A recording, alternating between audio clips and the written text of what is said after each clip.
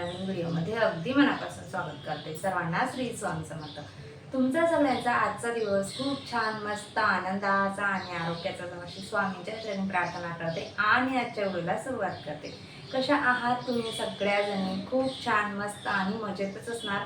कालच्या व्हिडिओला केलेल्या लाईकसाठी, केलेल्या कमेंटसाठी तुमचं खरंच खूप मनापासून आभार मानते। तर आता वाजलेले आहेत 8 आणि व्हिडिओला सुरुवात केलेली आहे। तशी रुटीनला सुरुवात तर सकाळीच झालेली आहे। सगळे आपापले गेलेले आहेत आणि आता मी आणि हे कामं, अजून भांड्याचा पसारा वगैरे सगळं काही तसंच आहे। गावी जायचं आहे, त्यासाठी तयारी जी आहे ती चालू आहे। एक एक एक एक जसं की स्किन केअर म्हणा किंवा काही केसांची काल मेहंदी वगैरे लावून घेतलेली होती मी केसांना। तशी मी जास्त मेहंदी लावत नाही, फक्त गावी वगैरे जायचं असलं किंवा काही लग्न वगैरे असलं तरच लावते। इकडे असं नॉर्मली मी कधी मेहंदी जास्त नाही लावत, 4-5 महिन्यातनं 6 महिन्यातनं एकदा तर लावून घेतलेली होती आणि मस्त छान शायनिंग वगैरे येऊन जाते केसांना जर मेहंदी लावलेली असली तर। कालच्या व्हिडिओमध्ये मी तुम्हाला दाखवलेलं होतं की मी काय काय टाकून ते केसांसाठी हे तयार करते, तर लिक्विड लावण्यासाठी।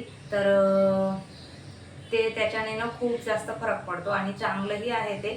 पण बऱ्याच वेळेला ना ते काही मी केसांसाठी ऑइल वगैरे बनवते, त्या व्हिडिओना जास्त काही रिस्पॉन्स येत नाही, त्यामुळे मी तुमच्यासोबत काही शेअर मी मागे बरेच दिवस झाले ते केसांसाठी वापरत आहे आणि मला खूप जास्त फरक त्याचा पडलेला आहे। कारण इतके जास्त केस माझे गळत होते, तर खूप जास्त फरक पडलेला आहे आणि केसांची वाढसुद्धा झालेली आहे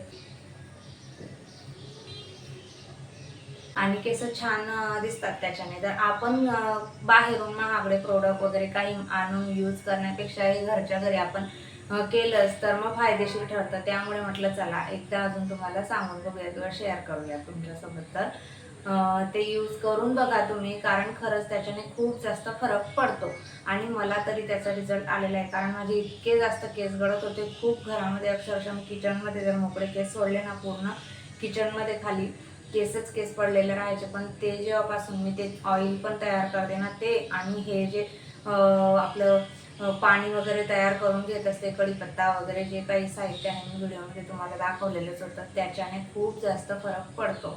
तर छान आहे ते, जर तुम्हाला करायचं असेल तर तुम्ही करू शकता। तर आणि मेहंदी मी टाकलेली होती काल, केसांना लावलेली आहे आणि छान मस्त केस जी आहेत ती शायनिंग करत आहेत। आता बऱ्यापैकी तयारी चालू आहे। तर चला मग जास्त वेळ वाया न घालवता आपल्या व्हिडिओला सुरुवात करते, कारण आता बरीचशी कामं आहेत। 9 पर्यंत सगळे आवरायचे आहेत, परत बाहेर जायचं, परत यायचं, असं बरंचसं काय काय दिवसभरामध्ये जे जे काय काय होईल, अजून काय तयारी वगैरे किंवा काही घरातलं आवरणं वगैरे ते तुमच्यासोबत शेअर करते। तर जसं की तुम्हाला व्हिडिओच्या सुरुवातीला सांगितलंच की गावी जायचं आहे आणि त्यासाठी तयारी चालू आहे। आणि गावाला जर आपल्याला जायचं असलं तर बरंचसं काय काय आपलं म्हणजे 8 ते 15 दिवस आधीच आपलं चालू असतं, अरे 8 दिवसानंतर आम्ही तिकडे राहू, असं करू। आणि खास करून मुलांचं लहान मुलांचं तर चालूच असतं, आपण कधी जाणार आहोत, कधी येणार आहोत, असं त्यांचं चालूच असतं। कोण कोण येणार आहे, काय येणार आहे, मामा पण येणार आहे का, मावशी पण येणार आहे का, किंवा आपण बहीण भाऊ असलो तरीसुद्धा आपण सगळेजण जाणार असलो तर ती तयारी आपली चालू असते की तू कधी येशील, मी ह्या दिवशी येणार, मी त्या दिवशी येणार, बहिणी असल्या किंवा बहीण भाऊ असले तरीसुद्धा। आणि तिकडे गेल्यानंतर सगळे एकत्र भेटल्यावर जो काही आनंद होतो किंवा जो काही घरामध्ये मुलांचा गोंधळ, मस्ती, मज्जा जी काही आहे ती आता इथून पुढे मस्त छानशी व्हिडिओमध्ये दिसेल किंवा मुलांना वाटत असतं मामाच्या घरी गेल्यानंतर मावशीची मुलं, मामाची मुलं सगळी एकत्र येऊन किती छान मज्जा वगैरे करतात। तर तेच आता असं चालू आहे वेदूचं आणि सिद्धीचं, तर सारखं चालू आहे मामा कधी येणार आहे, मावशी तू कधी येणार आहे, मावशीच्या मुलीशी असं तसं काही ना काही त्यांचं चालू आहे। आणि परत मग जे 8 ते 10 दिवस असतात ती इतकी पटापट निघून जातात तिकडे गेल्यानंतर, तर आपल्यालाच कळत नाही आणि परत आपली यायची वेळ जी आहे ती येऊन जाते। तर असं असतं आणि बहीण भावंडांचं तर असतंच, यायच्या आधी एकमेकांची विचारपूस की कधी येणार, किती दिवस राहणार, काय राहणार। आता मला तर जास्त दिवस काही राहायला मिळणार नाही, माहीत नाही तिकडे गेल्यानंतर काय प्लॅन वगैरे चेंज होतो किंवा नाही तर, पण आता बघू अजून इथून पुढे काय काय होतं ते।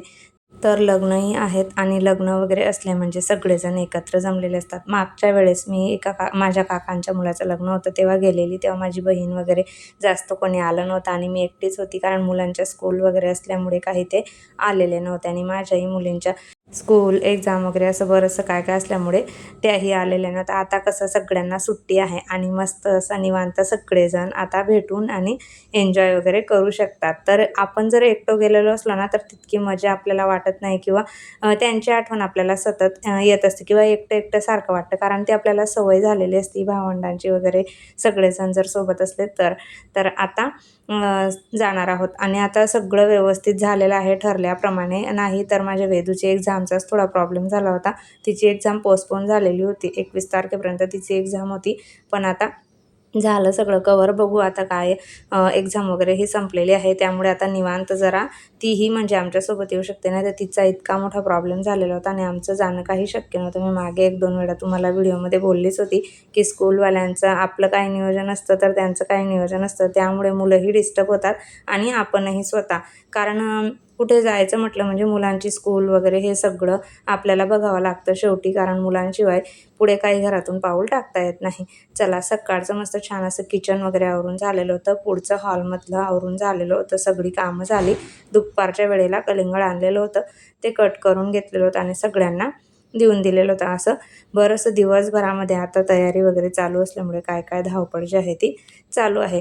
तुम्ही सुद्धा माहेरी जाणार आहात का? किंवा तुम्ही बाहेर असाल असं मुंबई, पुणे वगैरे कुठे सिटीमध्ये, तर मग सासरी किंवा माहेरी दोघंकडे कुठे जाणार आहात? तर कमेंटमध्ये नक्की सांगा. आणि असंच मग माझी जी कामं आहेत ती चालू होते. थोडंसं बेडरूममधलं आवरायला घेतलेलं होतं आज दुपारच्या वेळेला. कारण हे काय होतं, बऱ्याच वेळेला जे डेली लागतं ना सामान, मेकअपसाठी म्हणा किंवा पावडरचा डब्बा वगैरे, विक्स हे ते, बाम वगैरे, क्रीम, जे काही आपल्याला लागतं किंवा रात्री इथल्या इथं बेडरूममध्ये मग विक्स वगैरे लागायचं असलं ते इथल्या इथं घेता येतं. मुलींना म्हणा, आपल्याला म्हणा, काही लागत असलं तर ते सगळ्यासाठी ना मी हा बॉक्स करून घेतलेला आहे. आणि बऱ्याच वेळेला काय होतं, याच्यातून काही सामान मुली पिना वगैरे टाकून देतात आणि बरीचशी गर्दी याच्यात होऊन जाते. आणि ही बास्केट मी तर खरं मंदिरात जाण्यासाठीच घेतलेली होती. म्हणजे त्याच्यात काही साहित्य वगैरे ठेवून आपल्याला मंदिरात जाऊ शकतो, रोज सकाळी जातो तर. पण ह्या दोघींनी अशासाठी याचा वापर केलेला आहे. आणि वरती ना ठेवायला जागासुद्धा नाही आहे. या काही वस्तू लागतात त्या, आणि एका जागेवर ठेवलेल्या असलं म्हणजे वेळेवरती आपल्याला भेटतात सुद्धा. पण काही वेळा काय होतं, काही ना काही असलं आपण असं ठेवलेलं बरंचसं काय काय सामानासाठी, तर त्याच्यात बरंच काय काय अजून जास्त टाकलं जातं आणि खूप जास्त गर्दी होऊन जाते. आणि मग काही वेळेला काय होतं, त्याच्यात वस्तू असली तरीसुद्धा भेटत नाही. काही वेळेला जर आपल्याला ऐन वेळेला रात्री विक्स लागला वगैरे किंवा कुठली क्रीम वगैरे लागली तर ती भेटत नाही. त्यामुळे ते 8 ते 15 दिवसातनं व्यवस्थित असं क्लीन करून घेतलं. आणि जी टिकल्यांसाठी जी काही डब्बी होती ना, तीही त्याच्यात फुटून गेलेली असल्यामुळे सगळ्या त्याच्यात सांडल्या गेल्या होत्या. त्यामुळे ते सगळं आज आवरून घ्यायचं होतं आणि ते क्लीन वगैरे करून व्यवस्थित असं थोडंफार जे फर्निचर वगैरे पुसायचं, अजून बरंचसं काय काय होतं ते आवरून घ्यायचं होतं. ते आवरलं आणि त्यानंतर मग हे सगळं जे काही आहे रोज आपलं नेहमीचं, गावी जायच्या आधी जे काही स्किन केअर वगैरे आपल्याला करून घ्यायचं असतं, काही पार्लरचं काम वगैरे, त्यासाठी मी हे सगळं साहित्य घरी आणून ठेवलेलं आहे आणि सगळं घरच्या घरी करत असते. तर चला ताईंनो, कसा वाटला आजचा व्हिडिओ ते कमेंट करून नक्की सांगा. नेहमीप्रमाणे तुम्हाला व्हिडिओ आवडला असेल तर व्हिडिओला लाईक करा, शेअर करा, कमेंट करा. पहिल्यांदा बघत असाल तर प्लीज आपल्या चॅनलला सबस्क्राईब करा आणि आपले असेच रोज येणारे नवीन व्हिडिओ बघत राहा. भेटूयात आपण उद्याच्या छान व्हिडिओसोबत. तोपर्यंत सर्वांना बाय आणि सर्वांना श्री स्वामी समर्थ. व्हिडिओ पूर्ण बघितल्याबद्दल धन्यवाद.